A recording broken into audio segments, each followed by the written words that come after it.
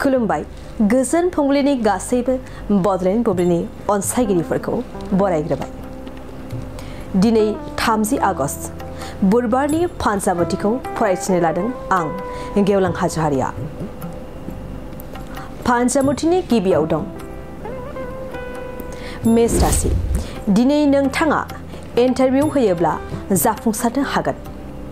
खामानियाव गोसो होनानै मावोब्ला खामानिखौ मावफुंनो हागोन। नोंथांनि दिनैनि साना मोजां। वृष राशि। नोंथांनि मावनो लानाय खामानियाव हेंथा फैगोन।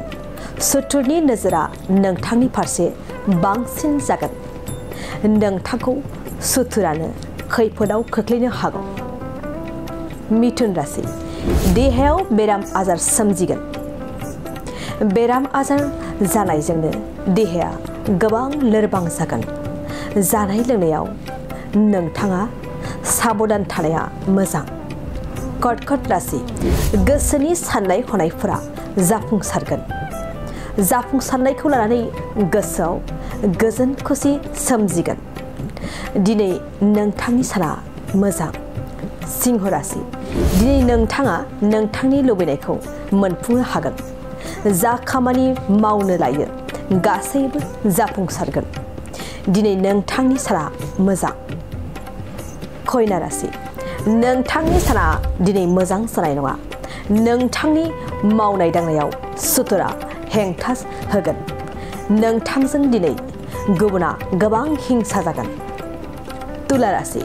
नोंथांनि दिनैनि साना मोजां जानाय नङा। बहाबा दावबायनो सानदोंब्ला नोंथाङा खैफोदाव गोग्लैनो हागौ। दिनै नोंथाङा सांग्रां जानाया मोजां। वृश्चिक राशि। नोंथांखौ दिनै सुथुरा खैफोदाव खोख्लैगोन। नोंथांनि खामानि मावनाय दांनायाव सुथुरा गोबां जेंना लाबोगोन। दिनै नोंथाङा सांग्रां जानाया मोजां। धनु राशि। सांग्रां जा। नोंथाङा दिनै खैफोदाव गोग्लैनो हागौ। नोंथांनि लोगोआनो नोंथांखौ खैफोदाव खोख्लैनो हागौ। नोंथाङा सांग्रां थानाया मोजां। मकर राशि। दिनै नोंथांनि साना जोबोद मोजां। खामानिफोराव गोसो होनानै मावगोन। मावनो लानाय खामानियाव जौगानो हागोन। नाजायोब्ला दिनै नोंथांनि साननायफोरा जाफुंसारगोन। कुम्भ राशि। नोंथांखौ दिनै गुबुना लाजि फोनांगोन। मानसिफोरनि गेजेराव नोंथांनि नंखाय बाखाय बाथ्रा फोसावनानै नोंखौ अपमान खालामगोन। नोंथाङा सांग्रां जानाया मोजां। मीन राशि। खामानि मावनायफोराव गोसो होनानै खामानिखौ मावगोन। गुबुनजों नोंथाङा अनसायजागोन।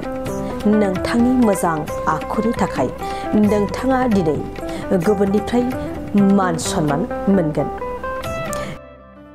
दिनै सानसेनि राशि फरायथिनायाबो एसेनोसै। आसा खालामो नोंथांनि दिनैनि साना मोजाङै मोजां थांगोन। बेखौ बडलेण्ड बुब्लि नखरनिफ्राय मिजिंथिबाय। गोजोन्थों।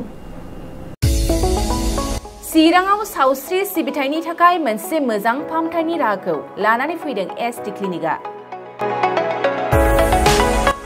आथिखालाव सुबुंनि देहायाव नुजाथिबाय थानाय डायबिटिस बेरामनि थाखाय मोजां फाहामथाय होयो एसटि क्लिनिकआ।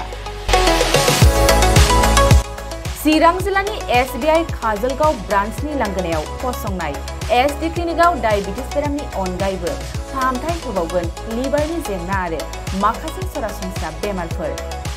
बे एसटि क्लिनिकआव डायबिटिस बेरामनि फाहामथायखौ होगोन जर'खा फाहामगिरि डक्टर समिक देबा। नोंथांमोना फुं आरो मोनाबिलि समावबो बे क्लिनिकआव फाहामथाय लानो हागोन। डक्टर, लेबरेटरि, मुलि, ECG सिबिथायनि खाबुफोरखौ बे एसटि क्लिनिकआव मोनजोबगोन। जुदि एसटि क्लिनिकआव रायजो राजाफ्रा गाव गावनि देहायारि जेंनाखौ फाहामथाय लानोबा नैबे मबाइल नम्बर 7002293924 एबा 9954687226 आव थोंजों मुं थिसननो हागोन।